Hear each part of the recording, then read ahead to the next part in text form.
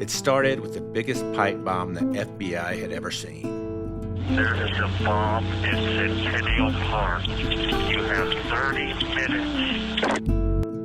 It ended in a dumpster after the largest manhunt in American history. My knees knocked so hard that I was about to answer them. That's how nervous I was. Eric Rudolph and the rise of anger. Domestic terrorism has been metastasizing across the country for a long time now.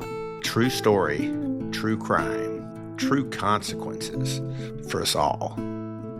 American Shrapnel, from award-winning journalists Becca Andrews and John Archibald, two-time winner of the Pulitzer Prize. Now available wherever you get your podcasts. As a scientist, I can tell you that Sundays are only 24 hours long. But with NFL Sunday Ticket and YouTube TV, you get every game every Sunday all in one place. That's upwards of 30 hours of NFL in one day. How can there be 30 hours in 24 hours, you ask? I have a theory. Magic. New users get NFL Sunday Ticket for 8 payments of $34.50 per month. Sign up at NFLSundayTicket.com. Local and national games on YouTube TV. NFL Sunday Ticket for out-of-market games excludes digital-only games and commercial use. Terms and embargoes apply. Availability varies.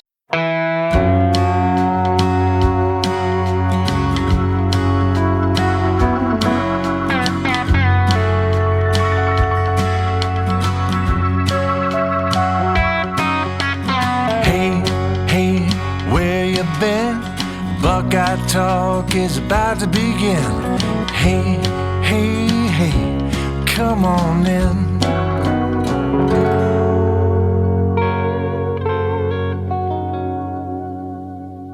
Welcome back to Buckeye Talk. I'm Stephen Means, and that's Stefan Krajisnik, and this is your Monday Leave No Doubt pod. This is the pod where every Monday we come on and we try to answer the question, did Ohio State leave no doubt in its insert team game? And this week it's 24-6 against Washington, which snaps Washington's 22-game home win streak. Ohio State has now won 20 straight games against unranked teams on the road, so that streak lives on to see another day while one streak dies in this game. We talked a lot about the defense on the post-game pod. We decided to be completely positive there.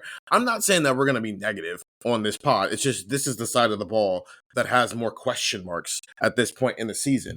And I told Stefan before we get on here, like, we texted each other like an hour and a half before we started this pod, and Stefan was like, I'm scared I'm going to be nice. And I said, me too. And then I got through the rest of the game. It's like, no, I'm not going to be nice. I'm not going to be mean. But I guess, Stefan, I'll start here because I didn't necessarily send you a structure before this. I think we're just going to rock with it and see where it takes us over the next 45 minutes to an hour.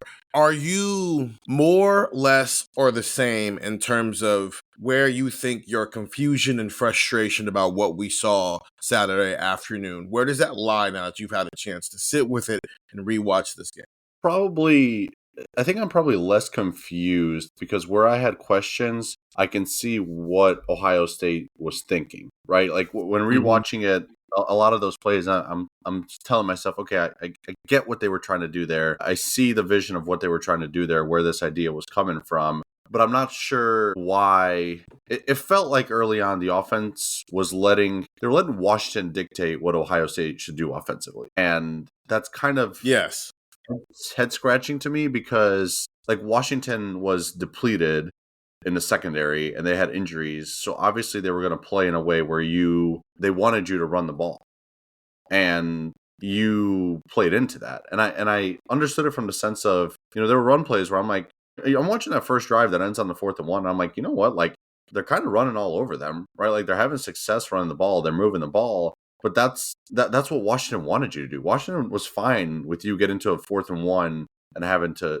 convert. Washington was fine with you, getting a few plays and getting a few first downs and then having to, punt it away or whatever it may be. Like I get where you were coming from, but it felt like you were playing into what Washington wanted you to do. And that's where it left me kind of scratching my head a bit of, I get it, but you're Ohio State. Like you do you. Because you're way better than the other team. Do you think they ran the ball too much in the first half? Yeah, I think so, but not in the sense of your rushing attack wasn't successful. You went deep into the first half with Julian saying having no rhythm, and when you started asking him to pass it, plays weren't working because he had no rhythm. They got into this running on first down, running on second down, and now it's 3rd and long, and now Julian Sand's supposed to sit back there and pick a defense apart. I get it. On the road, rough environment, if you establish the run, you can take the crowd out of the game. But I guess my rebuttal to that has always been, how you can also take the crowd out of the game? Touchdowns. Scoring touchdowns. Winning football games helps you take the crowd out of the game. I say that while the running, they ran it 15 times and they threw it 10 times in the first half. We also have to remember that they missed an entire drive. They only had the ball for 11 minutes in the first half because Brandon Ennis fumbled a punt. And so it gave Washington stole a possession, but did absolutely nothing with it. Shame on you, Washington. Shame on you. Ohio State kind of offered you this game on a silver platter in the first half, and you said, no, I don't want it, multiple times. I feel like they're asking the wrong people to execute things. I think that's my problem, is where they're asking people to execute. Because we didn't see Ethan Inyawa at all in the same. Tegra Shabola played all 64 snaps. That's the first time we've seen that this year. I just don't think he was good, and it's not just the penalties. There's missed assignments a lot of the times on blocks where I think it's a touchdown run if he just doesn't even block the guy. He just stands in the guy way long enough that the running back gets through the hole, and then it's probably a touchdown. Nate Roberts, that's execution on that 4th and short situation, right? I think he missed the block, but then also there have been multiple times this year, and CJ Donaldson was talking about it after the game, how he's got to get his pads lower. He runs too high, and he's supposed to be their power back, but there have been multiple times now this year where we've seen him get met in the hole by a defender, and the defender won. And that's where CJ Donaldson is supposed to win. But also, Nate Roberts missed a block. So, okay, those are two instances of you're asking, if we rank the 11 starters, Tegra Shabola's 11. And you're running a play where you're 11th best player, the worst player of your starter has to be excellent. And he wasn't excellent. You're running a play where you're asking a true freshman at a developmental position. I know Nate Roberts is good, but he's still 18 years old playing tight end, and you're having him play a specialized fullback role where his entire job is to go bully somebody in the hole. And it's going to be hit or miss, right? It was a hit against Texas. It was a miss against Washington. Okay, and then CJ Donaldson, fine back, but he's not your best running back. Right now, you are literally using him as your power back because it's a high leverage situation, and you probably don't trust Bo Jackson in that situation yet because you don't want him to fumble the football. But also, you're just trying to rotate these backs, right? Bo Jackson got 17 carries. CJ Donaldson got 9 carries. James Peoples got 3 carries. I think Bo Jackson is RB1, and who shares the load with him is going to alternate depending on who they're playing. So there are going to be games where Bo Jackson has 15 carries, and then like CJ Donaldson has 9 or 10, and then James Peoples has 3. But then there's going to be games where Bo Jackson has 15, and then James Peoples has 10, and CJ Donaldson has 3. I just think it's how the game will flow for that second running back in every single game. This is a long-winded answer. I do apologize, but there were just a lot of examples of them relying on people who aren't their best players. And if that translates to throw the football, then that's what it translates to. But I understand they doubled JJ a lot more than I think I realized in real time. That's not an excuse for Jeremiah Smith to not be getting the ball into your final drive. That's not an excuse for Carnell Tate to not have a target until the middle of the second quarter.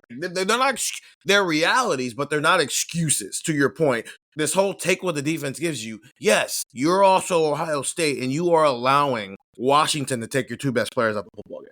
Well, I think when the JJ double teaming thing, I agree with you because I'm watching a replay and I'm thinking to myself like, yeah, I mean they really are like overloading the side where the JJ is, but like they're taking away a deep shot to Jeremiah Smith. The touchdown he scored, I think the pass was technically behind the line of scrimmage, right? Like the out routes it was a shallow cross, and they just cleared everybody out, right? And then, you got some completions and you got some momentum, when you were doing those out routes and getting the ball to him quick. So it's like, sure, they're double teaming him, but they're not, the ball's still there, right? Yeah, they're double teaming him, 30 yards down the field. Like there's opportunities closer to the line of scrimmage to get him the ball. And on a day where, you're establishing no, I guess, rhythm in the passing game, the few times you went to him, it looked like, all right, you're moving, here you go. And then you went away from it. And yeah, not to mention Carnell Tate, but even like Max Clare and Brandon Ennis, you didn't really get them involved until the second half in the passing attack. And we saw, Brandon Ennis made some plays for this passing attack in the second half, right? Getting in the ball on, I think it was a screen. And then I can't remember what the second completion to him was shortly after that. But like, you had opportunities to really kind of build off of some momentum in the passing game. You kept going away from it. And it was really, really head scratching there in the first half. So who do we blame as an oversimplification for this? Is this a we don't trust Julian Sand? Is this a Brian Hartline's a new play caller and he's trying to figure it out every week? Or do you feel like this is Ryan Day and his directive for what he wants this offense to be? Because I can't tell by the way Day answered questions afterward. Because I feel like after the game, We didn't get called on. A lot of the questions were presented in a way of, hey, your defense is so awesome, you don't have to do anything on offense. And while that is true, I don't think that is a place Ohio State can live in. I do think posing that question where it's like, your defense is good, but you also have to do things on offense would have been a better way to do so. So I don't know. If you had to go 1, 2, 3 of why this is happening between they don't trust Julian Sand, Ryan Hartline's new to this, Ryan Day, this is what Ryan Day wants. So it doesn't matter what Julian Sand and Brian Hartline want to do. The head coach who's an offensive minded head coach wants you to do this. So you're going to do this. Like, I guess what would your order be? Probably Ryan Day, number 1. Hartline number 2. I think they trust Julian. It's hard to figure out early in these games. Like I think they almost like they trust Julian, but they want to like I don't know, like wrap their arms around him and be like, but we're gonna help you as much as we can. It's like sometimes you just got to throw him into the deep end and see what happens, right? Is he gonna swim or is he gonna drown? And everything he's shown you shows that he's gonna swim, right? Like they're reviewing that the third down play that was originally called the first down, and they took it back and set up that 4th and 1. Like he's on the sideline, like smiling. I'm like the environment was not getting to him. He was fine. No. You don't have to, hold his hand through everything. You kind of, I think back to the way, Ryan Day talked about the Texas game and saying like, this is the vision he had of how this game was going to go. And he was kind of talking about Washington in that way leading up to the game of just like, 4-quarter game. It's going to be a battle, like a lot of respect for Washington. Like he was almost telling us like, this is how we're going to approach this game because we think it's going to be a close game. And you watch the game unfold and be like, I mean, man, if you throw some punches, this doesn't have to be a close game. Like you're treating it like a 4-quarter matchup game where, you just don't want to make it. Go ahead. No, go ahead and finish. You were going to make a real point. I was going to mess around. Yeah, we're dealing with Marriott Wi-Fi right now, which probably isn't the best for back and forth conversation. But it's like you're Ohio State. Like it doesn't have to be a close game. Like you're afraid of making mistakes because you think it's going to be a close game. But if you throw some punches, it's not going to be one. So what's it matter, right? Like you're playing conservative. Well, guess what? It got you a turnover on downs. He definitely speaks close games into existence during the week, and it's like, or just bear with me for a second, Ryan. Washington hasn't played anybody, and now they have to play you. Are you saying that Ryan Day and Brian Hartline are helicopter parenting Julian Sand, and they need to let their kid go to college and and be a man?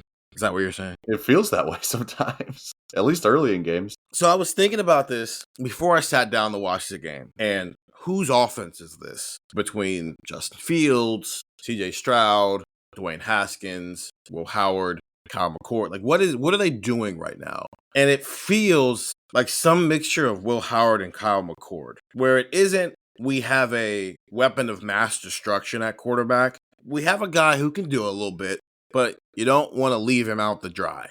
And it feels like you're running the Kyle McCord offense, but you have C.J. Stroud at quarterback.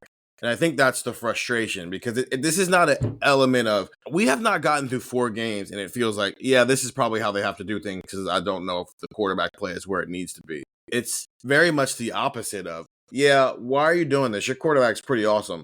You even said he was awesome. So why won't you let him go be awesome? Bo Jackson falls forward every single time. We were joking about that last night at dinner, but it's like, I think that's my new, last week, 2 weeks ago, it was Carnell catches everything. This week, it's Bo Jackson just falls forward all the time. A couple other notes. Pistol run stretch to the boundary is to Ryan Day what QB power was to Urban Meyer.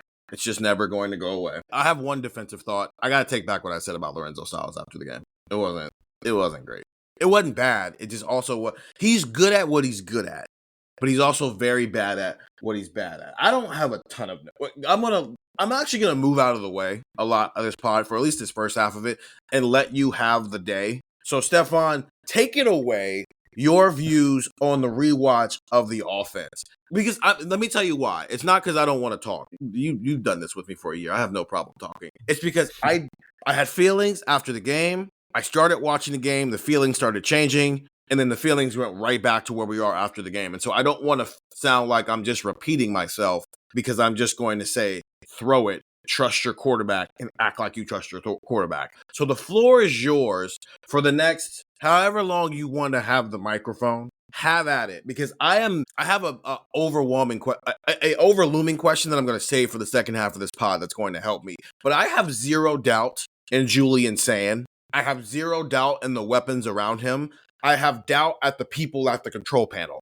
and I'm trying to figure out why the people at the control panel are acting the way they are acting. So the floor is yours. Tell us about your thoughts of this offense. Well, I'll go through kind of some notes I had from this, which, Okay. by the way, as we talk about Ohio State's rushing attack, Quinshon Judkins just scored a touchdown, so he's doing just fine now that he's back on the field. Let's start with a good thing. I tweeted this yesterday, and then I tweeted again this morning after rewatching the game a little bit. I'm not going to say he's the best blocking receiver in the country just because I'm not going to pretend like I've watched every receiver in the country block. But I'd be hard-pressed to find a lot of guys better at blocking downfield than Carnell Tate. And for a guy who's potentially going to be a first-round pick and a guy who could have easily been pouting yesterday about not getting any targets because we were pouting for him not getting any targets, he was balling out in terms of helping this team out in the running game and doing his parts. Like there was a run, a toss, I think it was to CJ, maybe it was to Bo Jackson in the first quarter. Max, as it happened, we noticed Max Clare had a hell of a block, but Carnell Tate was right there too, helping create the hole that led to, probably like an 8 or 9 yard gains. Carnell Tate blocking has just been outstanding this year. The coaches have talked about it a lot, and it was evident in this game against Washington. And that's maybe part of the problem is we're talking about Carnell Tate blocking as one of the compliments to this game, and you probably should have given him some targets early on. It's head-scratching because this is what teams will do against you of, dropping back, safeties. There was a lot of too high, looks that Washington was throwing at Ohio State and double teams on Jeremiah Smith. And is like, if teams do that, are you just going to let them take away JJ and Carnell Tate? Like, are you because Texas did that in the Cotton Bowl, and guess what? It took away JJ, and it was your worst offensive performance of the playoff. And you only scored 14 points when you played Texas to open this season. And yes, you can rely on your defense, but at some point you're going to have to ask Julian to make some plays. And is he going to be ready for that? I think probably. You and I both think probably, but you're not preparing him for that because you're being so conservative in the way you do it right now. The rushing attack was decent early on. They were having some successes, taking what the defense gave them, and all that is fine. It just goes back to the point of you're Ohio State. You don't have to do what the defense gives you, and also you're not letting Julian Saint establish any sort of rhythm until late in the first half. Where shocker, when you started throwing it a bit more, things were going successfully. And all of this is everything we're talking about right now is about the first half, like the first 3 or 4 possessions, because in the second half they were doing exactly what they should have been doing the whole game, right? Like let's look at their drives in the second half here. So they get the touchdown right before halftime. They go up 7-3. They come out of the half, 14 plays, 75 yards, touchdown. 11 plays, 59 yards, field goal. 8 plays, 44 yards, touchdown. And then the game ends. Like, when you started throwing it around, you were having success. And it's not like they weren't doing it in a risky manner, or a risky manner, I should say, that, was going to cost you the game. They were throwing it conservatively too, which is fine. It was just a good way of getting the ball to Carnell Tate and Jeremiah Smith and letting them be the guy to make the plays for you. So if you're Ohio State, you look at that second half, you say, us saying be more aggressive and throw the ball doesn't mean be risky, doesn't mean be reckless. It just means find ways to get the ball to your receivers, because they're going to make plays for you, because they did make plays for you. They scored 17 points in the second half on 4 possessions, and really only 3 possessions. You can play your game while still getting the ball to your weapons and not risking, Julian Sand making a freshman mistake or a first-time starter mistake. So that's the part that's just head-scratching to me, is like, conservative doesn't have to look like that. Conservative can look like how it looked in the second half. And you can be conservative just in a more successful way for what your personnel presents. It's not like Washington in the second half was loading up the box and Ohio State was taking shots downfield with Jeremiah Smith. Washington was doing what Washington was doing on defense, and Ohio State just approached it differently in the second half, and it was more successful because Jeremiah Smith and Carnell Tate are better than anybody else on your offense. So here's that opening drive of the third quarter. 1st and 10, Julian Sand throw to Jeremiah Smith for 13 yards. 1st and 10, Julian Sand to Jeremiah Smith for 8 yards. 2nd and 2, and I remember us talking about this in the press box of, hey, 2nd and 2, take a shot. No, we're going to run the ball. No yards. 3rd and 2, C.J. Donaldson comes in, 3-yard gain. 1st and 10, Julian Sand throw to Jeremiah Smith for 6 yards. 2nd and 4, Julian Sand throw to Jelani Thurman for 9 yards. 1st and 10, Julian Sand throw to James Peoples for 7 yards. 2nd and 3, Julian Sand throw to James Peoples for 6 yards. 1st and 10, C.J. Donaldson, 7-yard run, because you just threw it a bunch of times and you lightened up the boxes, so now all of a sudden you can run the football and you get 7 yards out of it. The only problem was it was a penalty. I think that was the penalty on Phillip Daniels for the hands to the face, so it doesn't matter, so it gets called back. Next play, First and 22, Julian Sand and Jeremiah Smith for 2 yards. Second and 20, Julian Sand throws a ball. It's incomplete, but they get the roughing the passer on what I think is the craziest roughing the passer call I've seen in a long time. That was not roughing the passer. That was bad, that's tough. bad.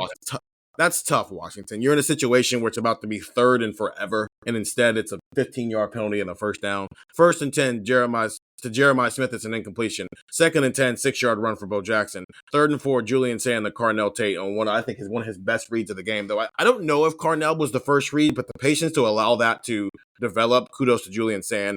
First and 1, C.J. Donaldson in for the run. So, like, overall, even if you add in all the penalty plays, it's 15 plays, 10 throws, 5 runs. That's all I'm asking. Do that drive earlier, and you'll find the balance, right? Because they ended up, I think, 19 throws and 18 runs in the second half versus 15 runs and 10 passes in the first half. Like, you end up finding that balance. You want to know why? Because you get up. And then you start running the football because now you're playing slower and trying to run the clock out. To the Carnell Tate point, he missed one block and then they zoomed him on him and he was pissed that he missed the block. I think he was more upset that he missed the block than he was about the fact that he wasn't getting the ball that day. And that's kudos to him and the team player that he was.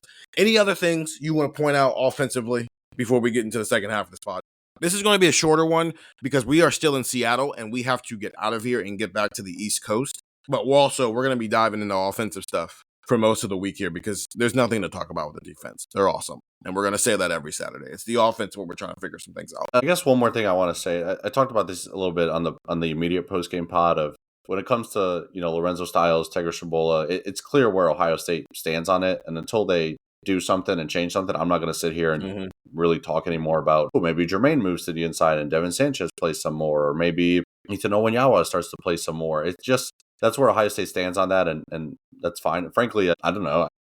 Are you expecting Brandon Inniss to return the first punt against Minnesota? Probably. But I guess it's worth asking Day at some point this week, is Brandon Inniss still going to be your punt returner? Yeah. So that's just, I agree with you. Did you hear me? Yeah, I got you. I agree with you. And then the point here is about Tegra. I mean, that false start, like Luke Montgomery hasn't even given the signal yet. Like he's looking at Julian Sand. Like, that's a horrible false start in a situation where you cannot afford a false start. I don't know, man. Like, I don't know what, obviously we're not at practice, so I don't know what Ethan Oyawa is looking like, and maybe it's not a better option, but hard pressed to not try something. I'm assuming they didn't rotate in this game because it was a first road game, and so you just wanted to stick with what you had, and we'll probably see back that rotation against Minnesota next week. But that's on the list of things to ask Ryan Day about this week. It's Brandon Inniss, punt returner, what's going on with your offense, and what's going on with Ethan Oyawa. Because that's the thing. They go off of what they see in practice. And if this is what Tegra Shabola is showing on game day, that means that at best, Ethan Oyawa is 1% worse than this in practice for them. And we don't watch practice during the season, so we have to just take them for their word at this, that this is what they're rolling with. And this is a new offensive line coach, and an offensive line coach who was not here when Ethan Oyawa got here. So there's no blind loyalty to anybody here. This is just whatever we're seeing from Tegra, you have to imagine it's 1% worse for Ethan Oyawa right now, or Ethan Oyawa would have probably taken the job right now. Okay. If that's it offensively in terms of our overwhelming thoughts, I'll continue to dive into this week as well. I think I'm going to do a rant spot with our Texans. I asked them after the game what they think Ohio State's offensive identity is, and I think that's going to be the subject of the Tuesday pod. So we'll continue to talk about this, and we'll talk with Day about it on Tuesday as well. Let's take a break, and then I want to ask Stefan a question in that same vein of Ohio State's offensive identity here on Buckeye Talk. And we're back here on Buckeye Talk. Stephen Means and Stefan Krajisnik. It's the Leave No Doubt pod. The answer is yes, we have no doubts in Julian Sand. In fact, I don't even know if I have doubt right now. So maybe we're not even following our structure the right way this week. But is this what Ryan Day wants offensively? I don't think we've ever considered that. I think we have looked at what Ohio State has been and what its talent is. Because if you just presented this roster to somebody, they'd go, oh, you're going to be throwing the ball all over the place. And you're going to be in 11 personnel 95% of the time, and that's going to be that. And what if that's not what they want to be anymore? What if what we have seen from Ohio State the last 4 weeks, it looks more like Jim Tressel, but what if this is what they've planned to be? They ran 62 plays on Saturday. I've been thinking about this story in the back of my head since Big Ten Media Days, and I asked Ryan Day about it at Big Ten Media Days, and I probably want to ask him about it again on Tuesday. to see if his thoughts have changed about how fast Ohio State is or isn't going, how many plays they're running. Because Ryan Day, more than maybe any coach, has complained about the new clock rules and how there's a lot less plays. I mean, he did it after Tuesday's game. How many less plays there are. Now, granted, you ran 62 plays and you lost a possession because your slot receiver fumbled a punt return. So that plays into this as well. But here are their plays per game over the last, essentially since Ryan Day got here as an offensive coordinator in 2017. In 2017, they averaged 73.5 plays per game. In 2018, when they broke a bunch of passing records, 80.8 plays per game. In 2019, 76.4 plays per game. In 2020, 71.3 plays per game. 2021, 70.5 plays per game. In 2022, now you're starting to see it peak down a little bit. 67.4 plays per game. It's the first time in the Day era they were under 70. In 2023, new clock rules, right? The game changed a little bit. 63.9 plays per game. Last year, when they actively played slow and essentially load managed the season for good reason, right? They got to the playoff and they had run the least amount of plays of anybody left in the semifinal. 61.2 plays per game. You want to know where they're at right now through 4 games? 61.25 plays per game. They are 126 in the nation in total plays run this season at 245 plays run through 4 games. And everybody's played 4 or 5 games so far. They are 126 nationally in total plays this season. They are playing slow. We've talked about tempo and why they're not playing more tempo. Last year, they finished 8th, 989, but they also played 16 games. Everybody around them played 13 and 14 football games. So, of course, the teams that made the semifinal are in the top 10. But, I mean, they played 2 more games than Iowa State and ran the same amount of plays. They played 3 more games than UTSA and Syracuse and ran 11 less plays. So what if we're, in an attempt to find out what Ohio State's identity is, what if we have been looking at this wrong? Because we are still looking at this team and going, the team that averaged 73, 80, 76, 71, and 21, the first 5 years Ryan Day was here, when he had Heisman Trophy level first round draft pick quarterbacks, we are expecting, now that he has that potentially again, to spike back up to, maybe it doesn't get to 70 because of the clock rules, but maybe it's around 67.4, which is where it was at CJ Stroud's second year. But what if that's not what Ohio State is anymore? What if we looked at, oh no, they're only up 7-3 and getting the ball coming out of the halftime with a chance to win the middle eight by scoring 14 points in a span of 8 minutes, and now they're up 14-3 by the time Washington gets the ball back? What if we looked at that and said, this is weird, why is your offense not clicking? And they're looking at that and going, this is exactly what we wanted. Up 14-3 on the road the next time Washington touches the ball. What if that's how they look at things? And if that's true, then does it drastically change the way we view what this offense is capable of doing in the regular season? Yeah, I think it's a fair question. It's kind of the, if it walks like a duck, then, that analogy. So I think you're right. And I think part of maybe why we, I guess, glossed over it last year was we viewed it in the load management light instead of this is their offense light, right? And maybe you're right, because now we're 4 games into this and we're seeing, all these tight end packages and they're playing slower and, they're playing a bit more conservative, and, maybe we're pinning it to, hey, they want to be safe with a young quarterback, or maybe that's just what this offense is. And if that's the case, I mean, it's like, if that's the case, that's the case, but it's still a bit confusing to me, because I guess I understood it more last year because you had Chip Kelly, one of the best, rush attack offensive minds in college football and just football history in general. And this is what it looks like. And then you shift to Brian Hartline and it's more tight ends and it's more of this kind of, slow conservative approach. And if that's what your identity is, then that's what it is. But your personnel and your play caller and all that doesn't really match it. And it kind of is, it's confusing, right? Like it's almost like square peg, round hole, but yet it fits and it's working. So you can't really question it too much, I guess. You get what I'm trying to say? Yeah, and I guess my question is it working, or does it just not matter that it's not working? I guess right now, like your defense is giving up 2 touchdowns.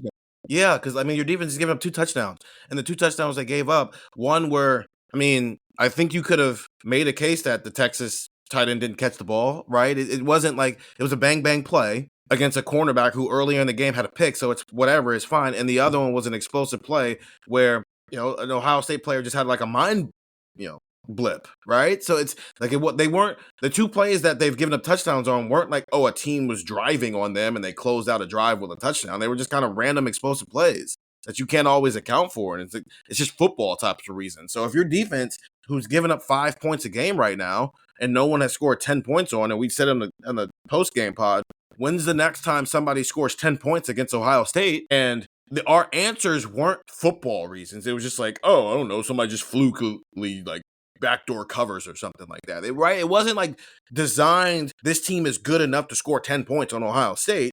Then okay, you're up 7-3 at halftime and you're getting the ball. And you're up at 14-3. And we're gonna do this every week of, why won't you throw to JJ? Why won't you throw to Carnell? Because we don't have to. Because because the thing is, especially the place I am going to be nicer is when they needed it, it was there, right? Like every time they went to flip the switch on, the light came on. I think my concern is what happens if 1 week you go to turn the light on and it doesn't turn on, right? Because that's what happened against Michigan last year. What happened in the Cotton Bowl after the 23 season. Now, granted, you also were missing a quarterback and your best receiver, so that's part of the reason why, right? There were times where we used to put this on the defense of like, hey, man, at some point, someone's going to score 30-plus points, and your offense is just not going to have it that day. And that's what happened against Oregon in 2021. That's what happened against Michigan in 2021. That's what happened against Michigan in 2022. Is what happens when you go to have JJ put a Superman cape on. Maybe he just doesn't have it one day. What happens if all of a sudden you're throwing Julian Sand in too many third and long situations because you tried to run it on first and second down multiple times, and now teams are just teeing off on you? What happens if Cerebell's been very good. All he has to do is miss one block, and it's a sack. And the same with Phillip Daniels and Luke Montgomery and Carson Hinsman. All it takes is a Tegra Shabola false start, and your entire drive gets thrown off. But the other side of that coin is, okay, but what if that never happens? And then we just spent this entire year complaining about something that's an issue, but it's not an issue they actually have to pay for. Yeah, I think what's interesting about that, too, is you say, like, what happens 1 week if you flip the switch and it's not there? We live in this world where, okay, you lose a regular season game, but Ohio State last year flipped the switch for the playoff. Okay, what if you flip the switch for that first playoff game and it's not there? And now your season's over. And I think that's the part that, like, I understood it last year from the load management perspective, but part of me worries, right? But part of me worries this year is that is your plan to kind of just mosey through the regular season and probably go, at this point, 11-1 at worst. I'm not picking them to lose against anyone other than Michigan at this point, based on how Penn State looks. So it's like you can kind of cruise through this regular season, and then you're going to flip your switch for the playoff again. Sure, that's fine. But you're going to be asking Julian Sayin and Bo Jackson and Max Clare and Brandon Innes to be part of flipping the switch, whereas last year we're talking about Emeka Ibuka and Quinshon Judkins and Travion Henderson, guys who have played a whole lot more college football. Mm-hmm. And it's risky. And so if this is what they want their offense to be in the playoff, so be it. Play games like this, win 30-7, you're fine. You'll win playoff games like that. Mm. The problem is, if Minnesota was round one of the college football playoff, I think they would try to flip the switch and play like they did last year in the playoff. And that's what's confusing is, like, that's the part that's confusing is we talk about identity. Is what we saw against Washington and what we've seen the last 4 weeks their identity?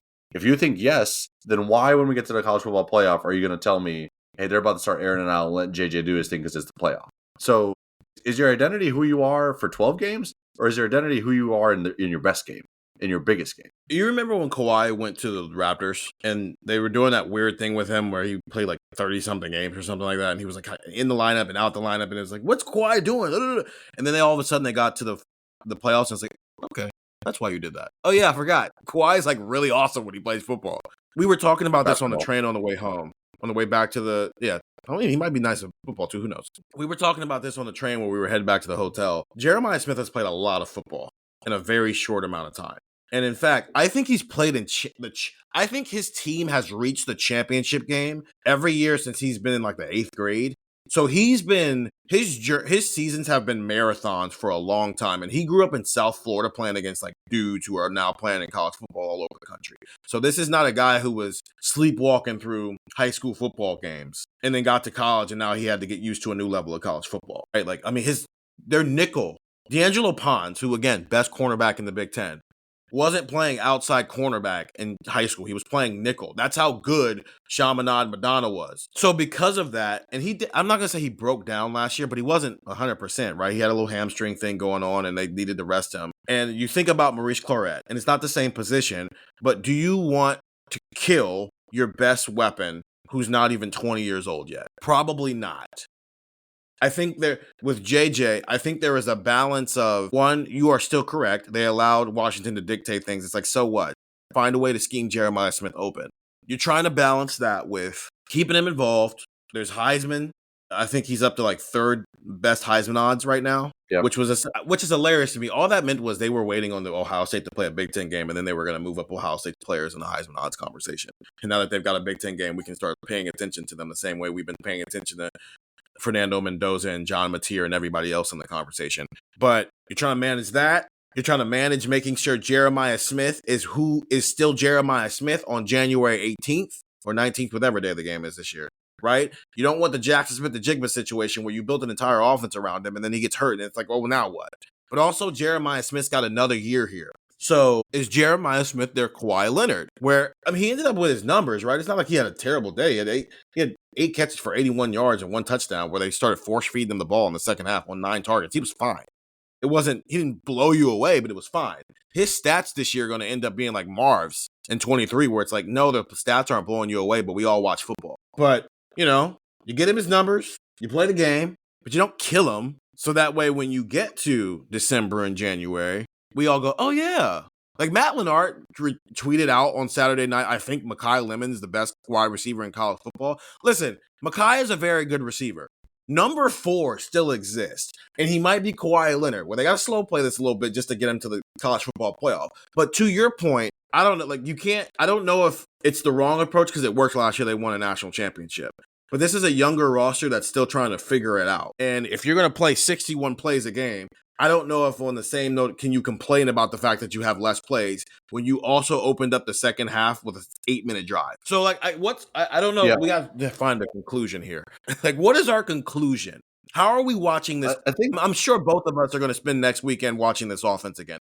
How are we going to watch this offense if it feels like my theory might have some juice to it? Yeah, I'm going to keep going with this Raptors comparison because I kind of like it because you were saying Kawhi played 60 games that year, and he averaged, he still ended up averaging 26 points per game and was 9th in the MVP voting. Like, this is JJ. Like, you're kind of managing him a bit, but he's still going to end up being, top 5, top 10 in the Heisman conversation. He's still gonna get his, right? But you're using him in a different way. I guess my question is, when they were, careful with Kawhi, Pascal Siakam played 80 games and averaged 16.9 points per game and was the most improved player. So, sure, do what you're doing with JJ, but who's Pascal? Is it Carnell Tate? Or do you think it's Bo Jackson and Max Clare and Will Kazmarek? Like, that's my question is, sure, do this with JJ. Where's Carnell? He had no targets. Shouldn't someone load manage JJ, then fine. You don't want him to have 20 catches a game and keep getting hit. Okay, get the ball to Carnell. I don't know if there is a conclusion. I think the conclusion is I'm a little confused because I'm going to go back to what I said earlier. You're right. Maybe this is their identity. If they were playing a college football playoff game tomorrow, do you think that's how they would play it? And if your answer is no, then how could that be their identity? Doubt in my mind that they would start. How can you be one thing for 4 months and then be a totally different thing for the other 6 months? Well, they did it last year. But I guess the question is, can they do that again? If we sound confused, it's because this offense is confusing. Because there's a simple thing to do here, and they're not doing it. And I can't figure out why they're... At this point, I think most people have come to the conclusion they are choosing to not do it. And the question is, why are you choosing not to do it? And there might be a valid answer to that question. I'm not ignorant to the fact that we might get the answer to that and be like, oh yeah, that makes perfect sense. Okay, cool. Keep doing that. But also it'll change the way we talk about things. Right now, because it's Monday as people are listening to this, and Sunday afternoon as we're recording this, well, it's Sunday afternoon in the East Coast. We're still in Seattle, so it's technically still Sunday morning. But we don't have the answer to that question yet. So we are living in a why the heck are you doing this mode. So as a result, yes, the offense I still have doubts in, but it's not from a it's not a personnel question. It's how the coaching is impacting the scheme question. Yeah, and I think I agree with you 100%. I think the part of it too that I guess is maybe validation of if you're listening to this pod and it sounds super negative after a win on the road against a Big Ten team, we're not taking anything away from that. I think it's a lot of people on the beat. I think would agree with us because I went through and I'm looking at a lot like Doug and Bill were doing a watch along with the game from home, and like I wanted to see their reaction to some of the first half stuff, so I was kind of going through it, and they were kind of scratching their head too. And I think Bill had said when JJ got his touchdown, it's like, oh, look what happens when you get the ball to Jeremiah Smith. Like he was thinking the same thing we were thinking in the first half. Like I'm looking on Twitter, I think it was Dave Biddle and Jay Book, like they were saying you should bet the first half under just because of how Ryan Day was talking about this game, and like he was telling you that he was going to be conservative. And the first half under hit pretty easy, or the team total under, I should say, 7 points in the first half for Ohio State. Like they were scratching their head, being like, he was telling you he's going to do this, and yet he's doing it. It doesn't really make a whole lot of sense. Like everyone was kind of confused, and I think we're just trying to make sure that when Ohio State the standard is a standard, a win doesn't necessarily mask everything, right? Because there was a lot in that first half that I just kept looking over at Steven and being like, if this is how they're going to do it, this is how they're going to lose to Michigan again. And I think that's what matters, right? Everything Ohio State does, number one, is win that game. Number two is how is it going to impact the match games? How is that going to impact the Michigan game, the playoff game? And I think we're sitting there looking at it being like, if this is how they play against Michigan, they're going to lose. If this is how they're going to play in the playoff, sure, maybe they can win, but I just don't think that's how they want to do it in the playoff. And it's this kind of balance of what you do in the regular season, is it going to be what you do in the playoff? If you think you can flip the switch like you did last year, sure. This is a new team. It's a different team. If you try to ask them to flip a switch, it might look different than when you asked Travion Quinshon, G. Scott, Becca Buka to do it. So I guess my conclusion is we are not worried about this offense's ability to do anything that we think it can do. We are worried about, because we even saw proof that they could do it. Why are you not doing the thing you do very well more? And I'm saying that understanding there might be a legitimate reason for why. And that's what I want to find out on Tuesday. Get the text 614-350-3315. It's a 2-week free trial, $3.99 after that. I'm going to continue to have this conversation throughout the week. We're going to take one last break and then I just want us to give our reaction on Penn State real quick. The live show this week, we're going to be breaking down quarterback play in the Big Ten and essentially giving who we think the top 5 quarterbacks are. And we're all going to give our own list. And we're all going to give our own reasons for why we have people on lists. But I do want to have a short conversation, look around the country.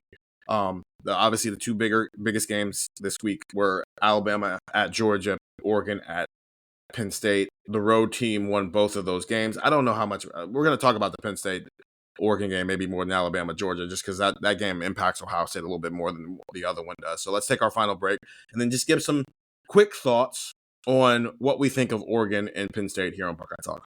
And we're back here on Buckeye Talk. Stephen Means and Stefan Krajisnik. It's your Leave No Doubt pod. A little more respect for Illinois after pulling out the win over USC. A little bit more? Yeah, a little bit. I think we could make some jokes about Lincoln Riley, I'm sure, but I was pretty confident that Illinois was going to bounce back and look better. Brett Bielema is too good of a coach for them to just continue rolling over after a dud of a game like that against Indiana. Was that the most James Franklin way James Franklin has ever lost a game? It's up there, man. That was brutal. You come back, you're finally thinking this isn't the James Franklin way to lose a game. And they're gashing Oregon and doing whatever they want. And you're finally thinking to yourself, their receivers aren't really getting involved, but it's kind of working because they're running all over them. And then the first play after you need a scoring drive, you pass it and it's a pick and the game ends. Do we have to pretend like we're scared of Penn State when they come to Columbus on November 1st?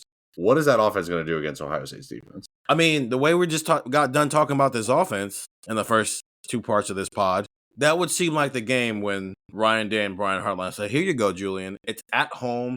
You've literally that's going to be the first time he'll be in a situation where he's done this before. And they also know Jim Knowles because they worked with him for 3 years. That would be the game where they would allow Julian Sand off the leash and allow him to operate with these receivers. And you mix that with, if Penn State scores 9 points on Ohio State, I'll be shocked. I'm saying this on a pod knowing it can be clipped in a month and somebody have it all over the internet. But if they score 9 points on Ohio State, I will be shocked. I'm with you. I also think that we're going to do the quarterback show, so I'll save it for the quarterback show. It might be time for an uncomfortable conversation about Drew Allen. We can do, yeah. Save your thoughts. Save your thoughts for Wednesday.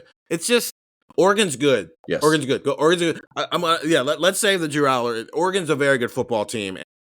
I think we're here now, and we'll see what happens with Michigan and Sharon Moore and Bryce Underwood. But I think we are living in the Nick Saban versus Urban Meyer in the SEC world, where it's Ryan Day versus Dan Lanning. See you in Indianapolis. Problem is, we thought that last year, but yes, I agree. If things go as you expect things would go, yes, these two programs should be in Indianapolis pretty regularly against each other. Yeah, and I think that's Oregon's only ranked opponent left on their. Oh no, they have Indiana too. Okay, so it's Indiana. If they get through Indiana, they're going to Big Ten championship game. Ohio State's got to get through Penn State, LOL, and get through Michigan, and they'll be in the Big Ten championship game. It's just right now the way both of these teams are playing. I think that's a fair assumption to make. But to your point, we thought that last year, and then Ohio State dropped the ball against Michigan. So are they going to drop the ball against Michigan or not after this at the end of the year here? Okay, that's it.